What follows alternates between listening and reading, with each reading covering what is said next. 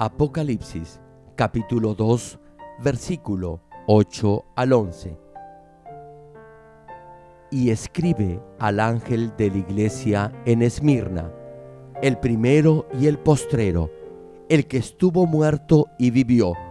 Dice esto: yo conozco tus obras, y tu tribulación, y tu pobreza, pero tú eres rico, y la blasfemia de los que se dicen ser judíos y no lo son, sino sinagoga de Satanás.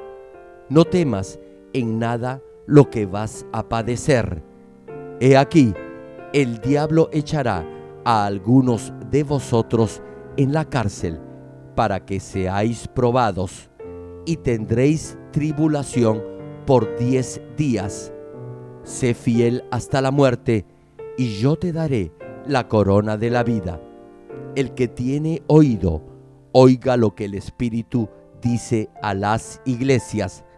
El que venciere no sufrirá daño de la segunda muerte.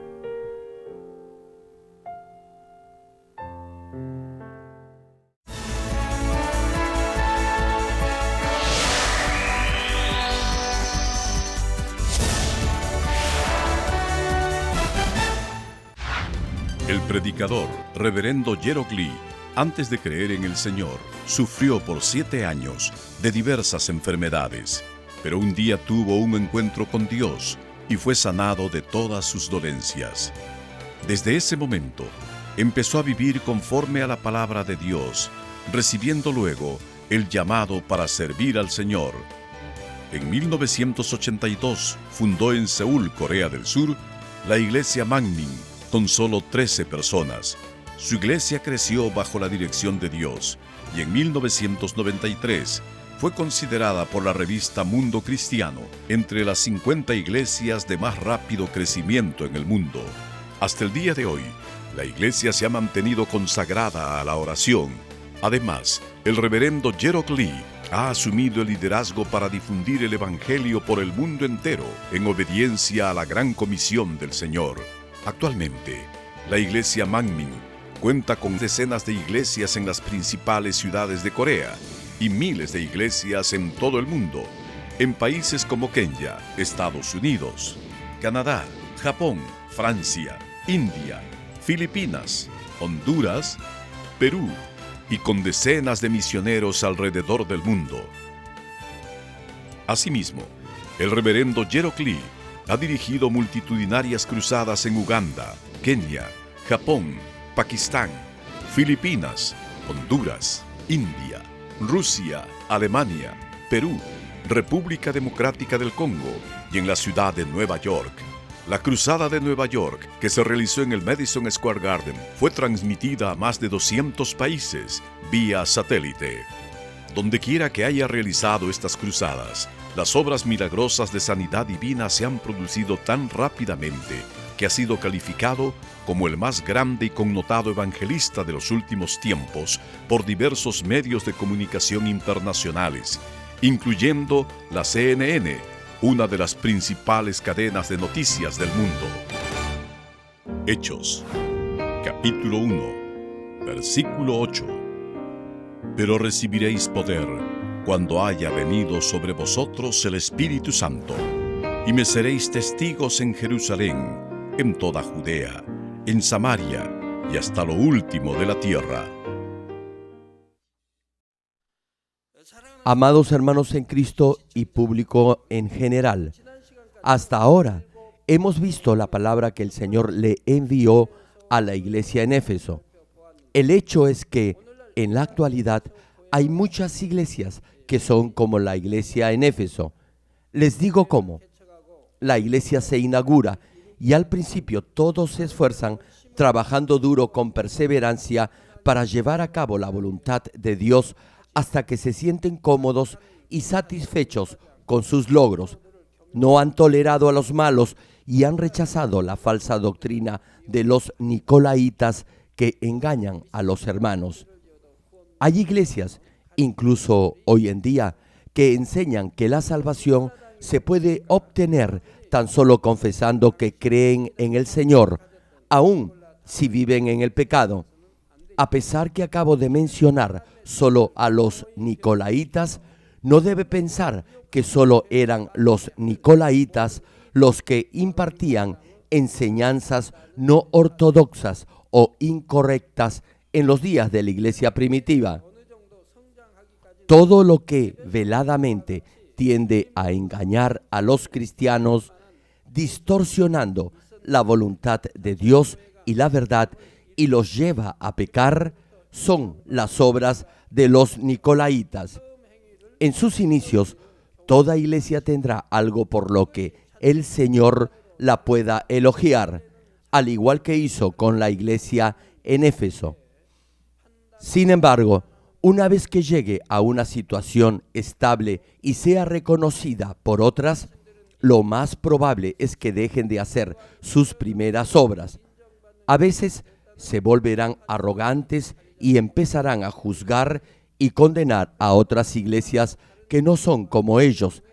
Es porque se han vuelto altivas en la misma medida en que han sido aceptadas y reconocidas por otras iglesias.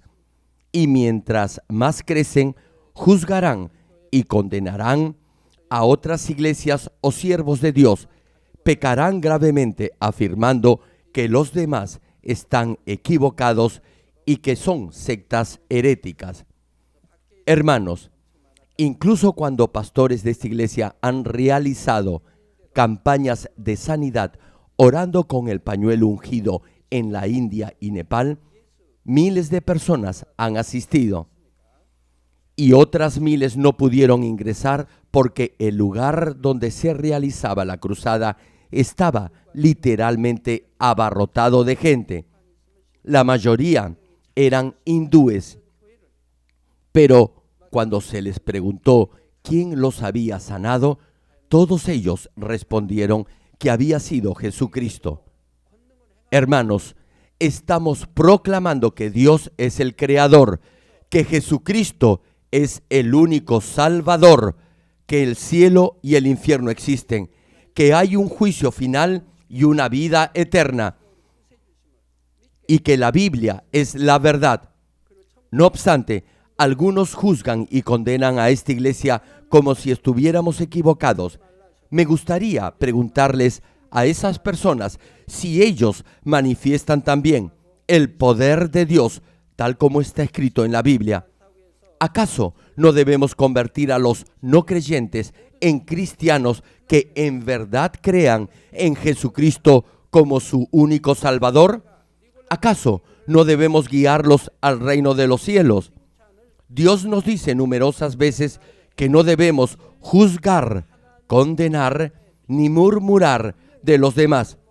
Me pregunto, ¿acaso por el hecho que la forma de alabar o ministrar de una iglesia no sea igual a las demás, eso los hace heréticos? La norma de medida debe ser solo la Biblia, la palabra de Dios. La razón por la que el Señor alabó a la iglesia en Éfeso por aborrecer las obras de los nicolaitas fue porque esa doctrina estaba claramente en oposición a la palabra de Dios. Los nicolaitas afirmaban que como el espíritu está limpio, sin pecado y santificado, la razón por la que el ser humano peca es porque el pecado está en la carne. Por tanto, el espíritu que se encuentra en el cuerpo no está corrompido por el pecado. Por ende, cuando Dios llama a su espíritu, la carne impregnada de pecado vuelve a la tierra. Por eso, no importa lo mucho que se peque con la carne o con el cuerpo, ello es irrelevante para la salvación. Una vez que crea en el Señor, su espíritu se limpiará de tal manera que no importará el pecado que pueda cometer con su cuerpo. La pregunta ¿es esto cierto según la palabra de Dios? Hoy en día hay bastantes iglesias que creen eso. Dios nos manda a no pecar.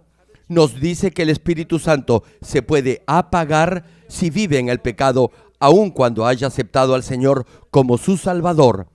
Nos dice que si continúa pecando, crucificando de nuevo al Señor, llegará un momento en el que no podrá arrepentirse. Por eso es evidente que la doctrina y los hechos de los nicolaitas eran y son heréticos y se oponen totalmente a la palabra de Dios.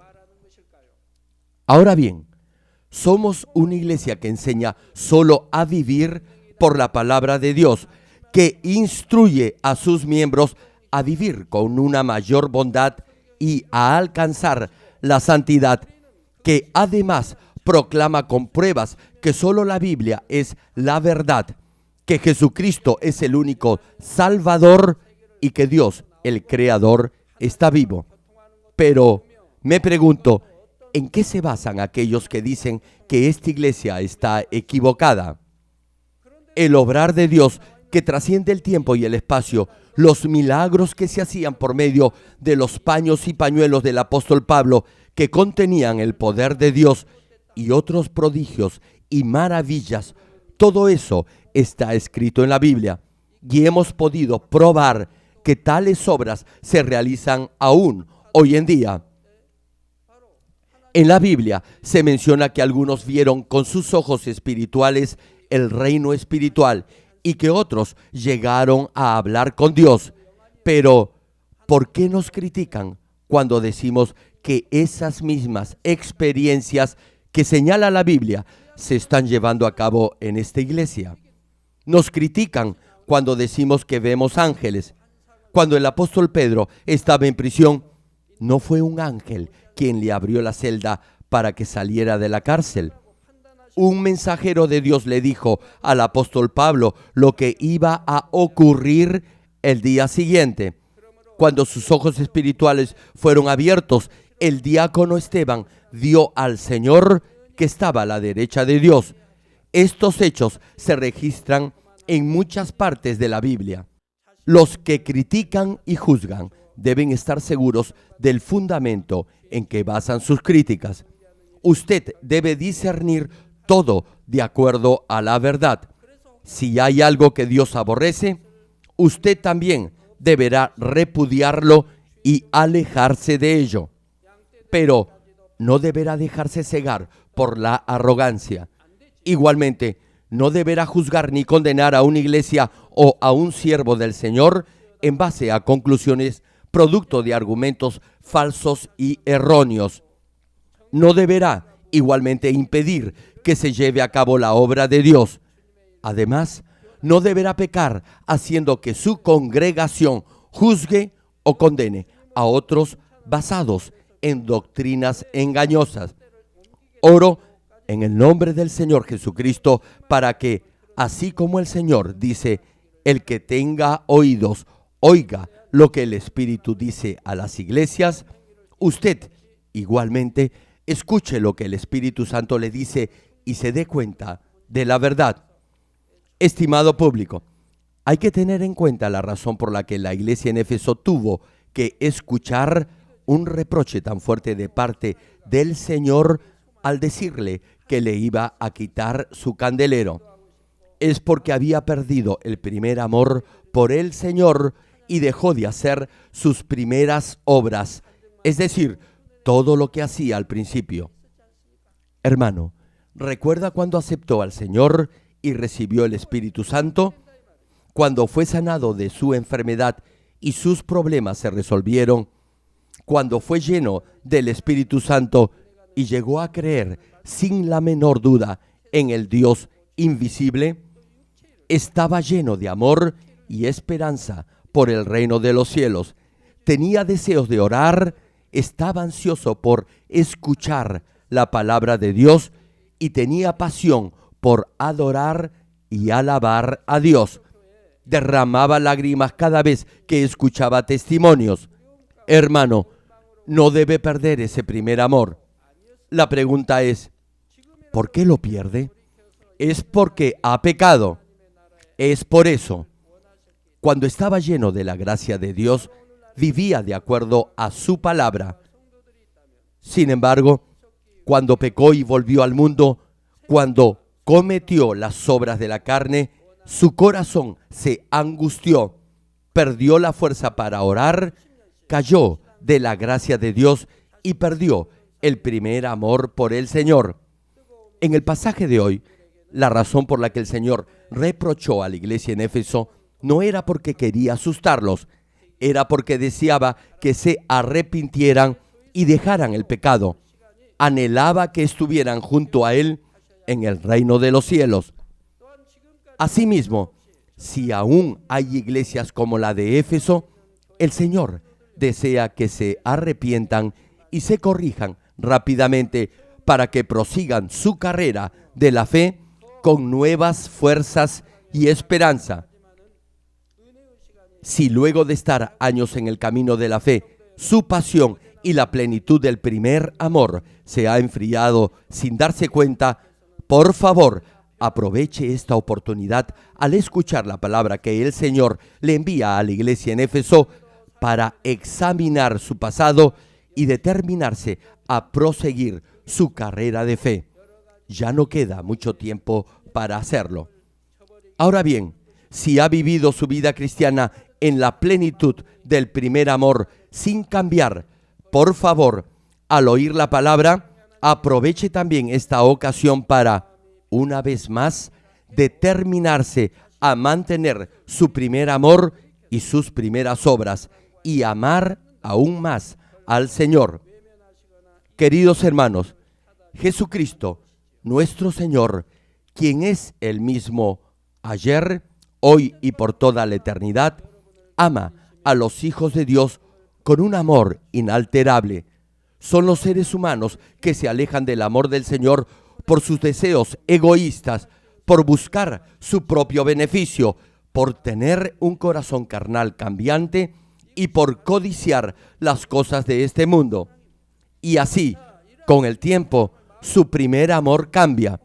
Sin embargo, aun cuando su corazón haya cambiado, si se arrepiente y corrige su camino y recupera su primer amor y sus primeras obras, el Dios de amor nunca lo desechará ni retendrá los pecados del pasado en su contra.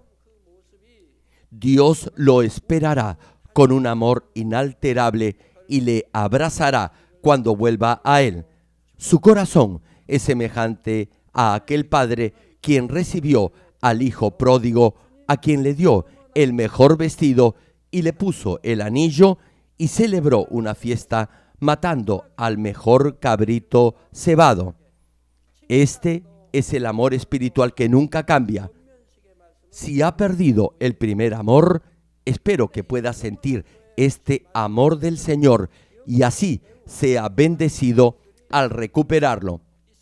Hermano, ¿recuerda cuando al principio de su vida cristiana estaba tan agradecido por la gracia y el amor del Señor, quien lo había salvado del infierno, y tomó la firme determinación de serle fiel al punto de sacrificar su vida? Oro en el nombre del Señor Jesucristo para que, a partir de ahora y hasta que nos reunamos con el Señor de nuevo, esa determinación nunca cambie. Ahora veamos la palabra que el Señor envió a la iglesia en Esmirna, la segunda de estas 7 iglesias. Hermanos y hermanas en Cristo, la iglesia de Esmirna es la única iglesia que no oyó elogios ni reproches, sino solo recibió una palabra de consejo. No obstante, la palabra dada a la iglesia en Esmirna contiene un significado muy importante. Proporciona respuestas a preguntas como: ¿por qué vienen las pruebas y dificultades en nuestra vida? ¿Qué cosa es una sinagoga de Satanás? ¿Y a quién se le otorga la corona de la vida?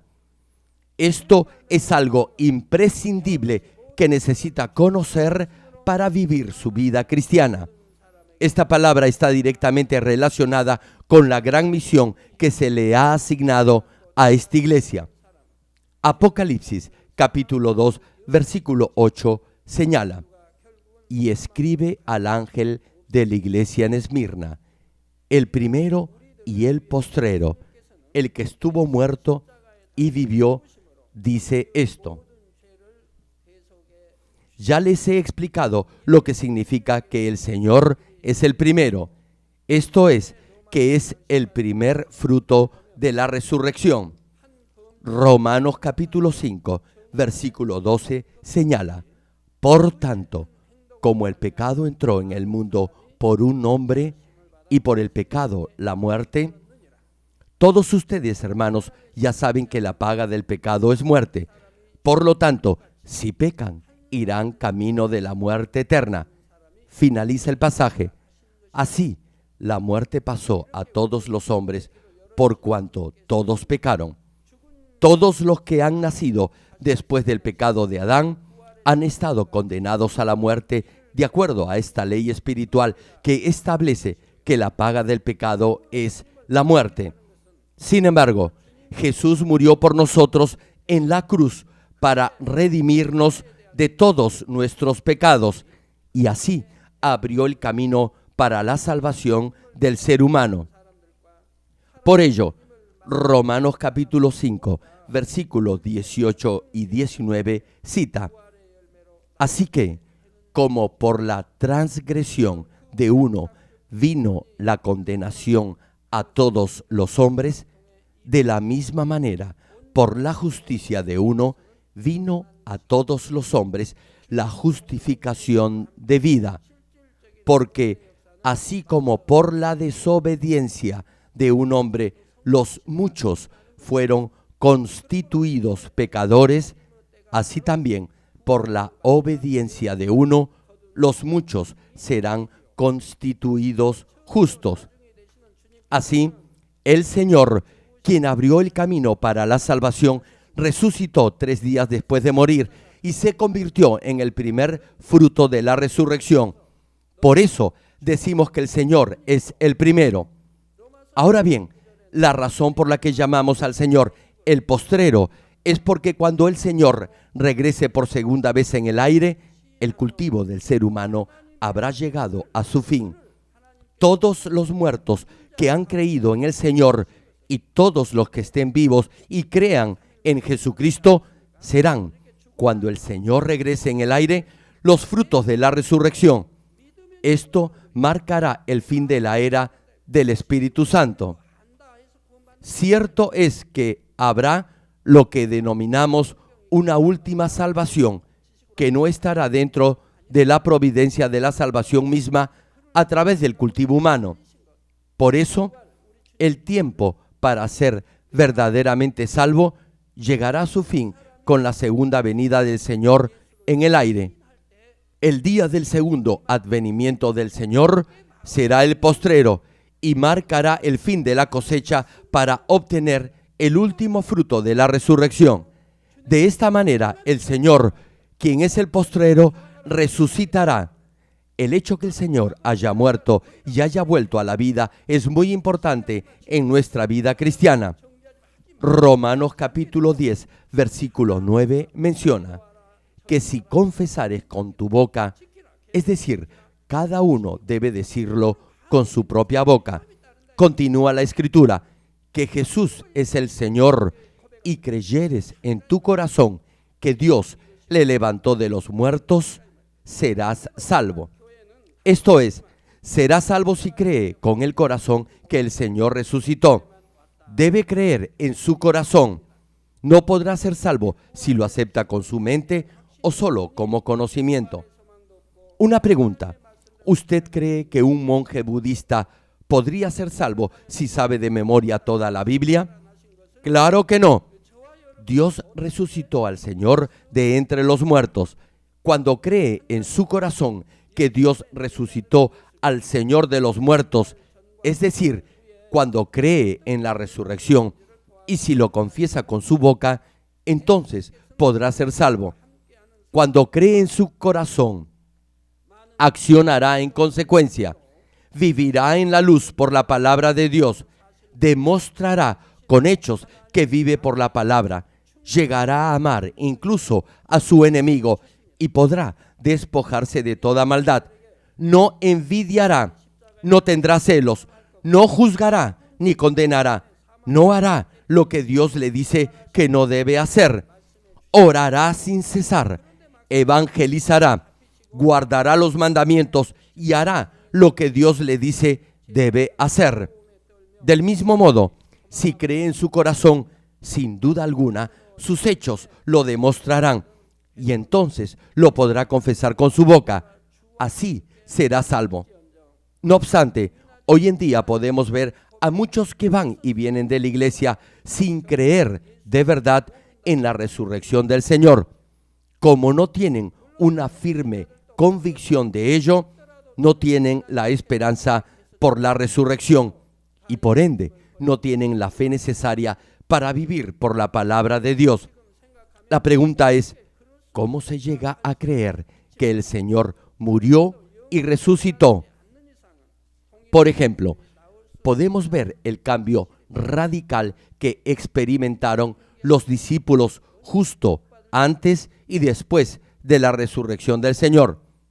Mientras Jesús estuvo por 3 años con sus discípulos, hizo numerosos milagros y señales para que pudieran creer que Él vino de Dios y que es el Hijo de Dios. También les dijo que iba a morir en la cruz y que al tercer día, después de su muerte, destruiría la autoridad de la muerte y resucitaría. Sin embargo, cuando Jesús fue arrestado y luego crucificado en la cruz, sus discípulos tuvieron miedo y huyeron. Pedro, el primero de los discípulos del Señor, negó a Jesús 3 veces, a pesar que le había dicho que nunca lo haría, aun cuando tuviera que morir con él. Por cierto, los demás discípulos dijeron lo mismo y también abandonaron al Señor y huyeron. Tal vez usted se pregunte, ¿cómo pudieron haber hecho eso? Les digo algo, a menos que lleguen al nivel del Espíritu, podrán hacer lo mismo. Hermano, usted no tiene la mínima idea de lo rápido que puede cambiar su corazón cuando es tentado.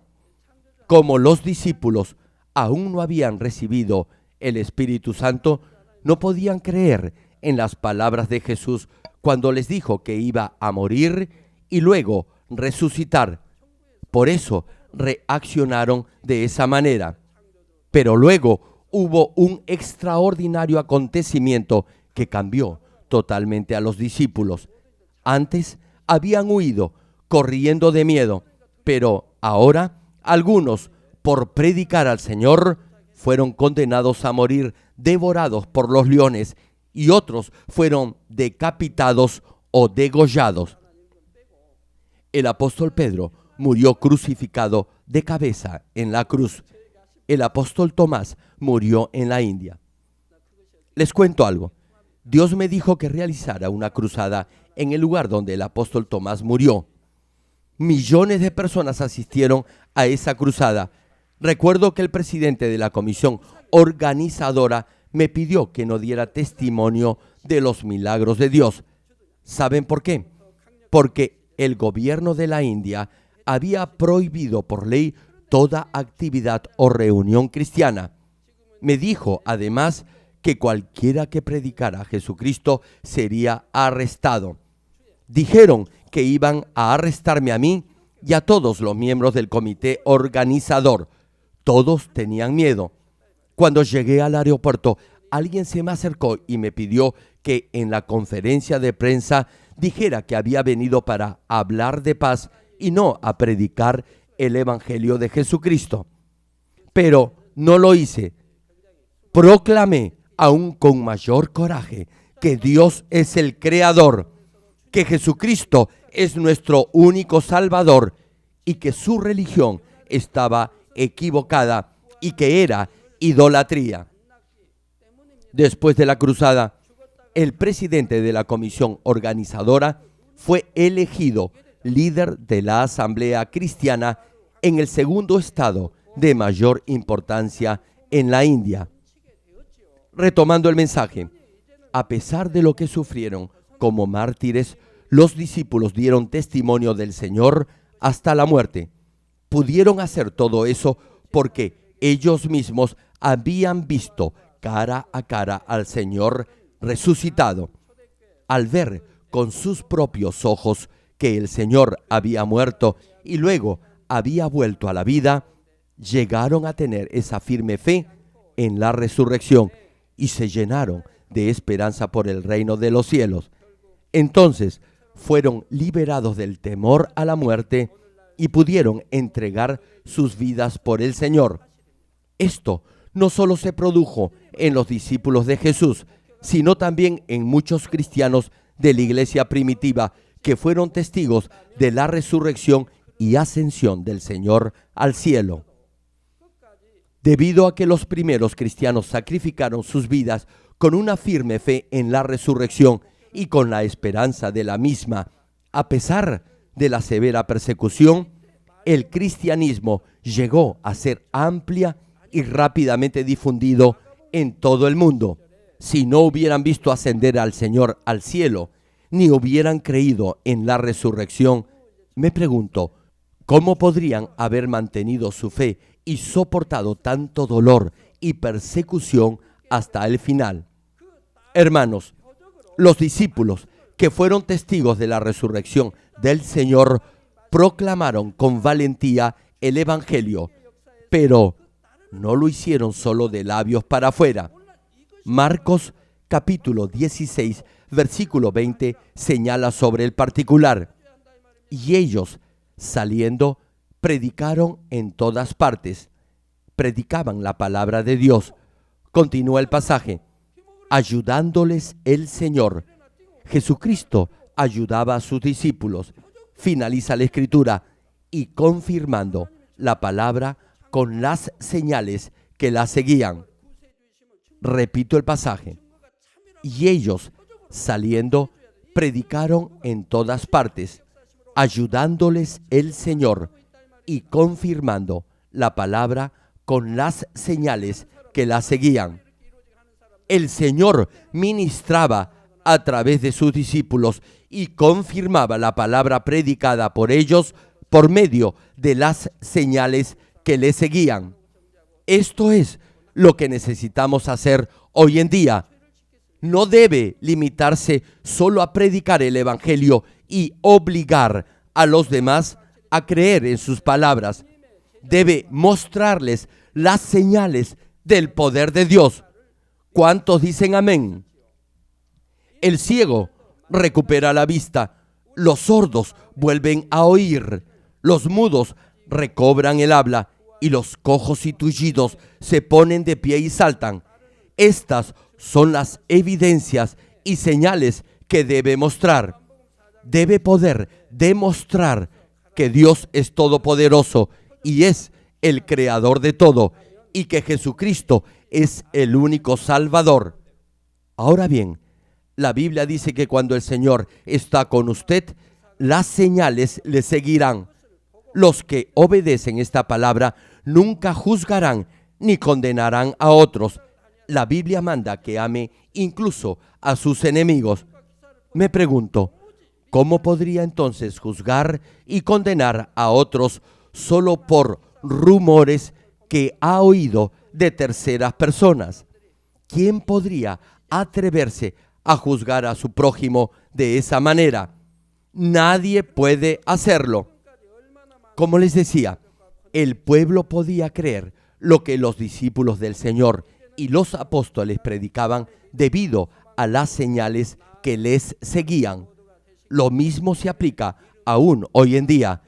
Cuando damos testimonio de la resurrección del Señor con una firme convicción y de todo corazón, el Señor confirmará la palabra con señales, tal como expresa Juan capítulo 4, versículo 48, que dice: Entonces Jesús les dijo: si no viereis señales y prodigios, no creeréis.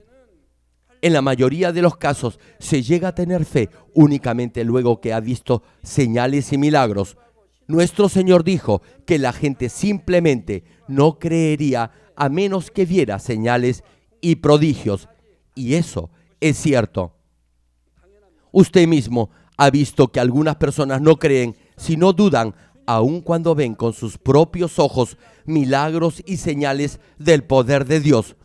Una pregunta: ¿Cuántas señales, milagros y evidencias del poder de Dios han visto en esta iglesia hasta ahora?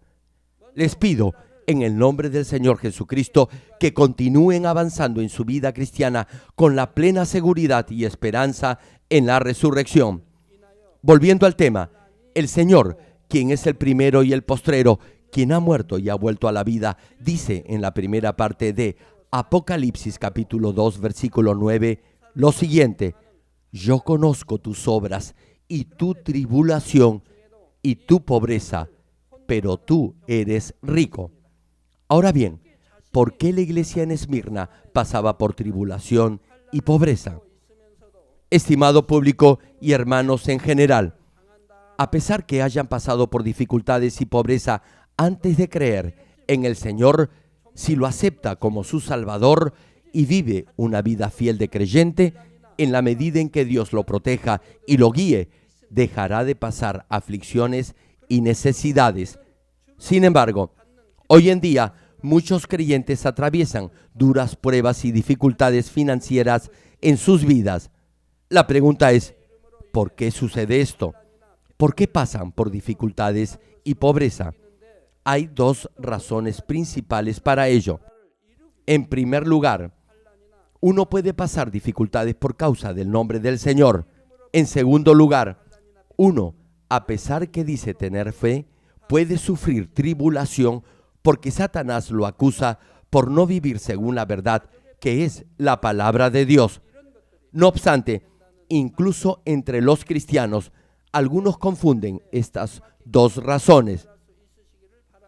Hay quienes dicen que pasan dificultades por ser cristianos, pero la verdad es que lo hacen porque en realidad no viven por la palabra de Dios. A veces, como no son lo suficientemente inteligentes ni prudentes, o porque no tienen un mayor nivel de bondad, atraviesan por pruebas que muy bien hubieran podido evitar. Y como creen que esas dificultades han venido debido a que son cristianos, no pueden examinarse y reflexionar sobre la verdadera causa de esa aflicción. Además, dan por sentado que deben atravesar por esa clase de problemas por ser creyentes. Sin embargo, esto solo se aplica a las pruebas que se padecen por el reino de Dios. Hermanos, la tribulación personal o individual por amor al Señor desaparecerá tan pronto como usted llegue al nivel del Espíritu. Las dificultades que pueda tener por ser cristiano en su familia, con su cónyuge, todas esas desaparecerán. Espero que pueda comprender con claridad y discernir estos casos. En primer lugar, las pruebas que puedan pasar por creer en el Señor son para justicia. Debido a que cree en el Señor, usted atravesará por dificultades que no tenía cuando no creía en el Señor. Digamos, solo como ejemplo, que su esposo o hijos lo critican y molestan por el simple hecho de venir a la iglesia. A veces, su suegra, sus padres, hermanos y hermanas, amigos o incluso sus propios hijos le pueden hacer la vida imposible. No obstante, todas esas dificultades desaparecerán cuando llegue al nivel del Espíritu. Así como la oscuridad se desvanece ante la luz, cuando entra al nivel del Espíritu y vive en la luz, tendrá autoridad espiritual y, naturalmente, las dificultades que tenía antes desaparecerán.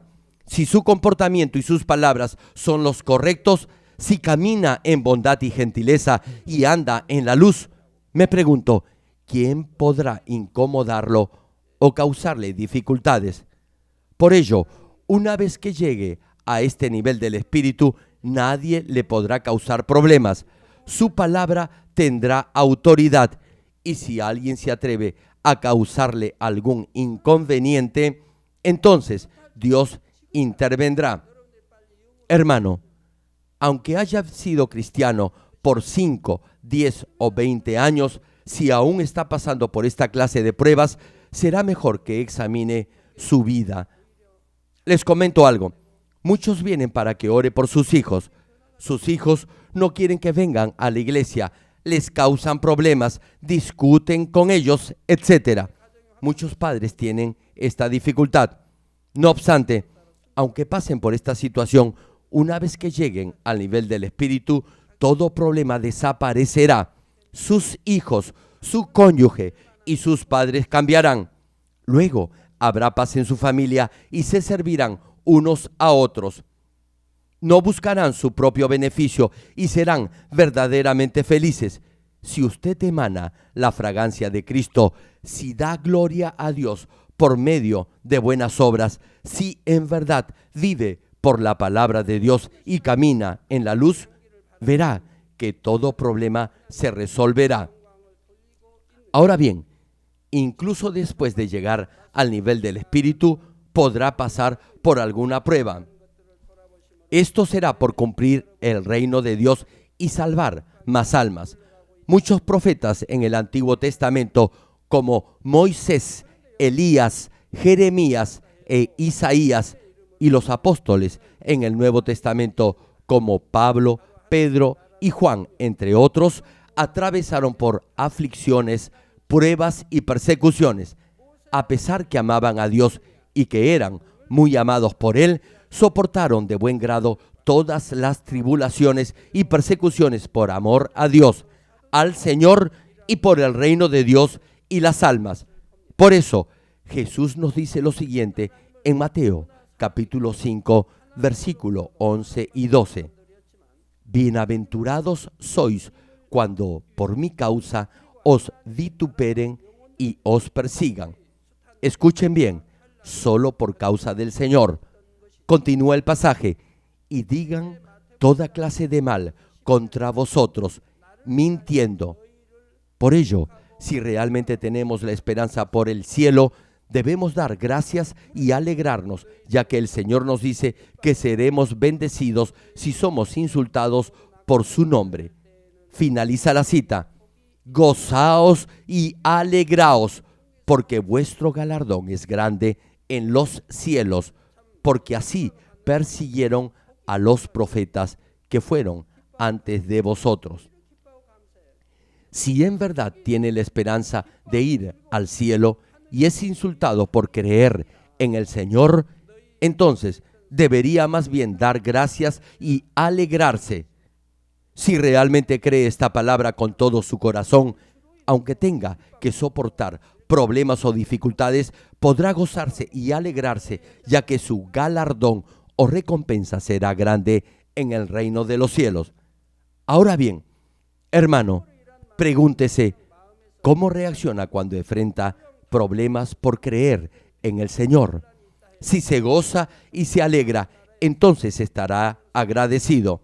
Si no lo hace y más bien se queja y tiene resentimiento, deberá arrepentirse y, de ahora en adelante, cambiar, alegrarse y ser agradecido de corazón por toda circunstancia que Dios permita en su vida. Solo entonces Dios le recompensará grandemente en el cielo, así como lo bendecirá en esta tierra por todo lo que ha padecido. En la próxima prédica continuaremos hablando de las pruebas que uno pasa por creer en el Señor. Termino el mensaje. Amados hermanos en Cristo y estimado público, si en verdad pasa dificultades por creer en el Señor, eso quiere decir que tiene verdadera fe espiritual y esperanza por el reino de los cielos y no por este mundo. Significa que no pone su mirada en las cosas del mundo que se desvanecen como la niebla, sino en la vida eterna en el cielo. Ahora bien, para alcanzar una meta en este mundo, uno tiene que esforzarse y perseverar. Por ejemplo, para entrar a la universidad o para conseguir un trabajo, deberá poner todo su empeño. Se esforzará porque mirará solo el premio que obtendrá. Repito, con el fin de conseguir algo en este mundo, deberá esforzarse y perseverar. Del mismo modo, si mira la recompensa eterna en el reino de los cielos, que no puede compararse con nada en este mundo, le pregunto, ¿no cree que hay razones de más para gozarse y alegrarse en cualquier situación? Si tiene verdadera fe, si realmente cree, podrá gozarse en toda circunstancia. ¿Acaso no debería sentirse más feliz al enfrentar alguna dificultad o problema? Al igual que los padres de la fe, que tuvieron esa convicción y esperanza y que pudieron ir por el camino angosto con alegría y acción de gracias, así, repito, usted nunca deberá retroceder, jamás deberá sentirse descorazonado y nunca deberá estar decepcionado. El apóstol Pablo, en 1 Corintios, capítulo 4, versículo 11 al 13, declaró lo siguiente: hasta esta hora padecemos hambre, tenemos sed, estamos desnudos, somos abofeteados y no tenemos morada fija.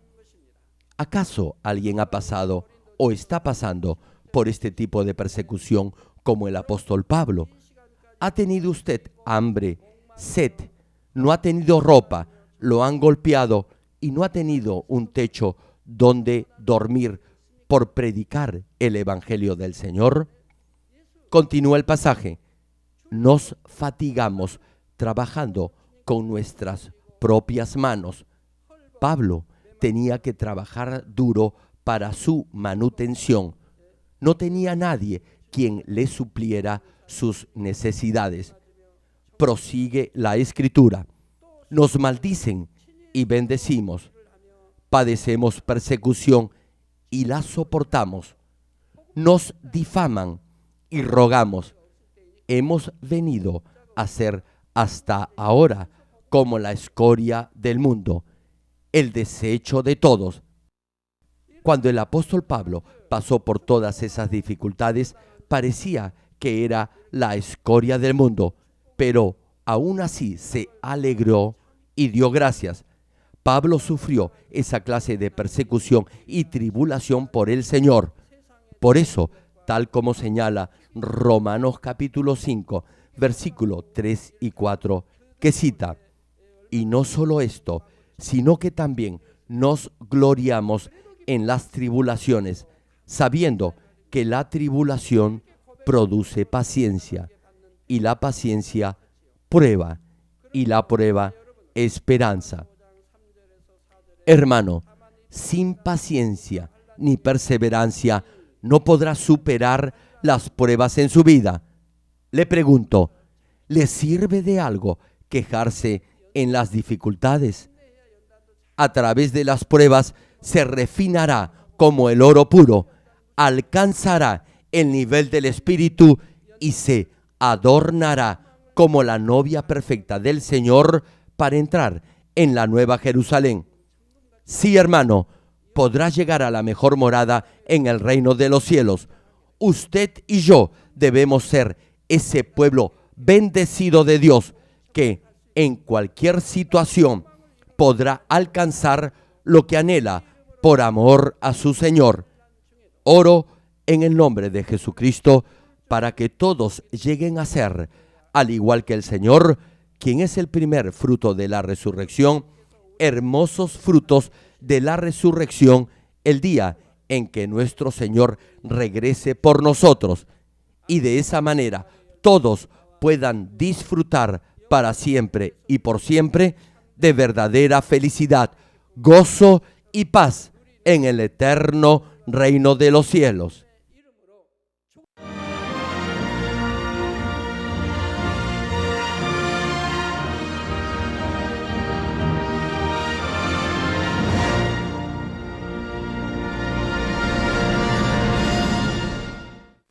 Ahora oraré por todos aquellos que están enfermos. Coloque su mano en la parte enferma o adolorida. Si usted no está enfermo, pero desea que Dios le conceda los deseos de su corazón, coloque su mano sobre su pecho y reciba esta oración con fe. El obrar del Todopoderoso Dios trasciende el tiempo y el espacio, y Él obrará de acuerdo a su fe. No importa dónde se encuentre, cuando reciba esta oración con fe, experimentará el asombroso poder de Dios. Aleluya. Dios Todopoderoso de amor, pon tus manos sobre tus hijos y sobre todos aquellos que están viendo y recibiendo esta oración. Extiende tu mano, oh Dios, y manifiesta tu poder y tu obrar que trasciende el tiempo y el espacio en todo aquel que está recibiendo esta oración con fe en cualquier parte del mundo. Da a cada uno de ellos la fe necesaria para que puedan creer y echar fuera todo pensamiento negativo y toda duda. Quita de ellos todas sus cargas y sufrimientos. Quema por el fuego del Espíritu Santo y limpia con la sangre de nuestro Señor desde la cabeza a los pies cada coyuntura y todo nervio, tejido y célula. Manifiesta el poder más alto de la creación. Yo ordeno en el nombre de Jesucristo al diablo y a Satanás, a toda enfermedad, virus y bacteria, fuera. Toda enfermedad contagiosa, fuera. Toda enfermedad terminal, endémica, sea quemada por el fuego del Espíritu Santo.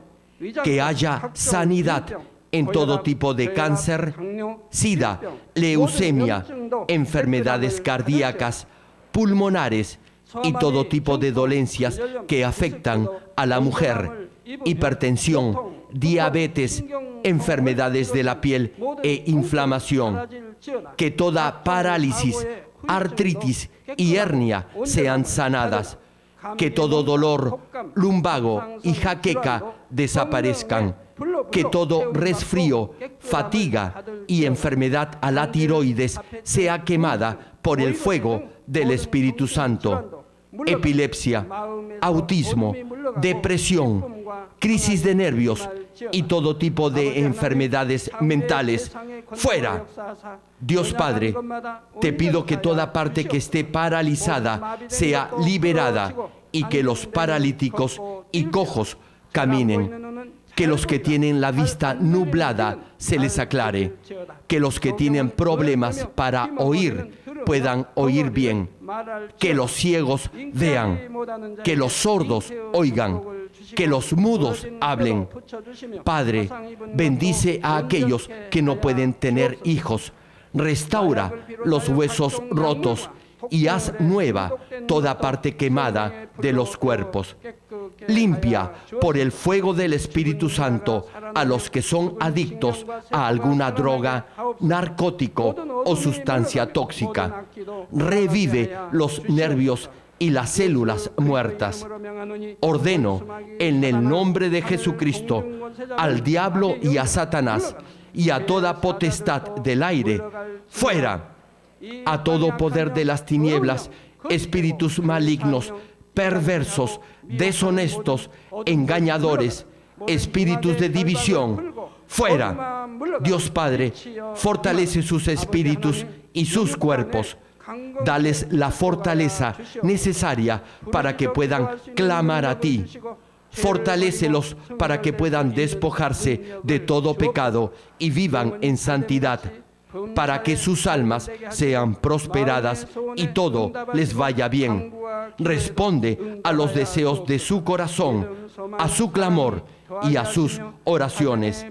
Auméntales la fe, la esperanza y el amor, y que sus familias también puedan oír y creer en las buenas nuevas del Evangelio.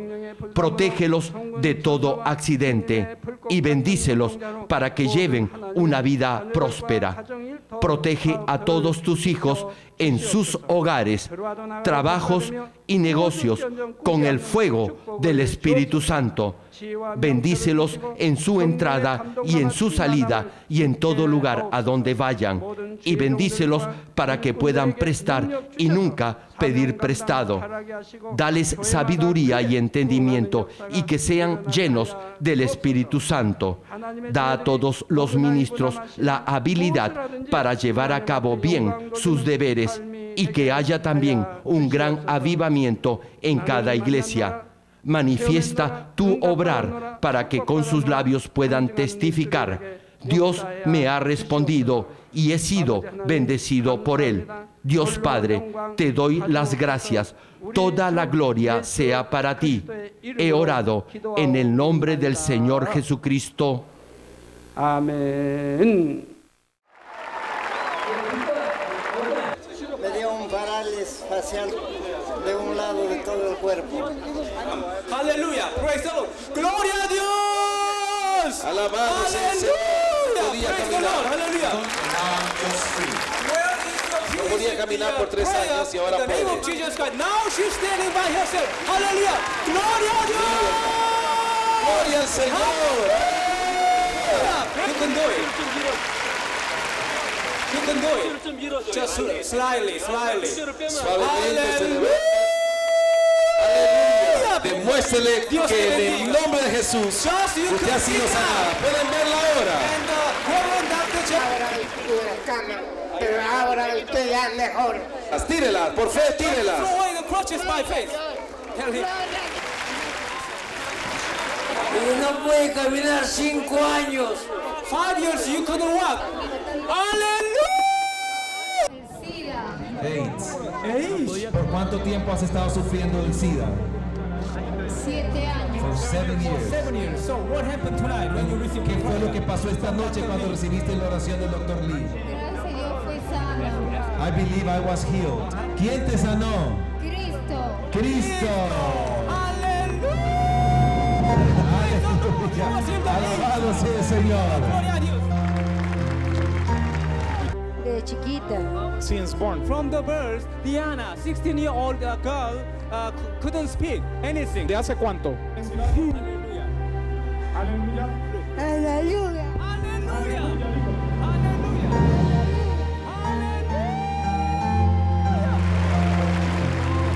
Rápidamente, para que pueda glorificar el nombre del Señor, sufriendo de osteoporosis. Hace un año. 1 year. Just 1 year. Were you? ¿Por fe? Sí. So would you like to stand up by yourself? Levántese para que el pueblo pueda ver. Hallelujah!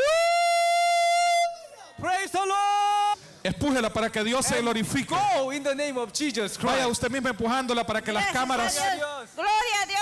Gloria a Dios!